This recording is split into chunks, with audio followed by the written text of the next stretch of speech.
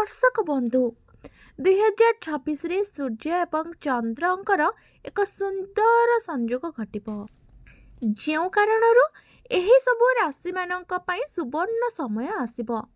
तेबे केउ सबु राशि मानक पई अत्यंत शुभ समय आसिब से संपर्क रे जानिबा। ज्योतिष मतरे 2024 नूतन वर्ष आरंभ बहुत चमत्कार हेबाकु जाउछि। प्रकृति रे जनवरी 18 तारिख रे सूर्य एवं चंद्र मिश्रण रे रहिबे जहाँ अनेक राशि पई विशेष लाभ आनिबो। 8 दिन पर नूतन वर्ष 2026 आरंभ हेबाकु जाउछि।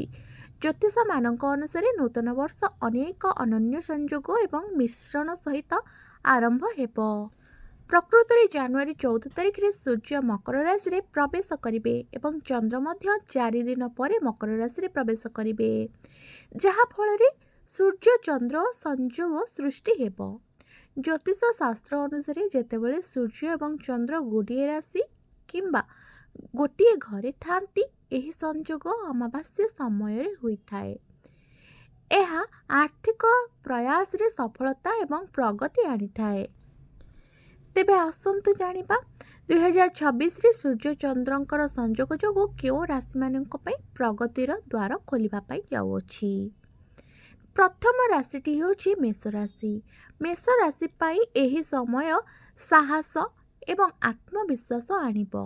कार्य किंबा व्यवसाय रे आपणकर चिंता को गंभीरतार सहित नियाजिबो। आपणकर एक नूतन कार्य किंबा प्रकल्प पई दायित्व दिया जाई पारे। आपण मानंकु सरकार प्रशासन किंबा सुरक्षा क्षेत्र रे थिबा व्यक्ति माने गुरुत्वपूर्ण लाभ पाई पारंती। चिंताशील आर्थिक निष्पत्ति लाभदायक हेबो। द्वितीय भाग्यशाली राशिटी होछि कर्कट राशि। सूर्य एवं चंद्रंकर संयोग आपणक आर्थिक एवं पारिवारिक जीवन रे संतुलन आनिबो। घरे शांति एवं खुशी विराजमान करिबो। आपण टंका संचय करिवार सुयोग पाई पारंती।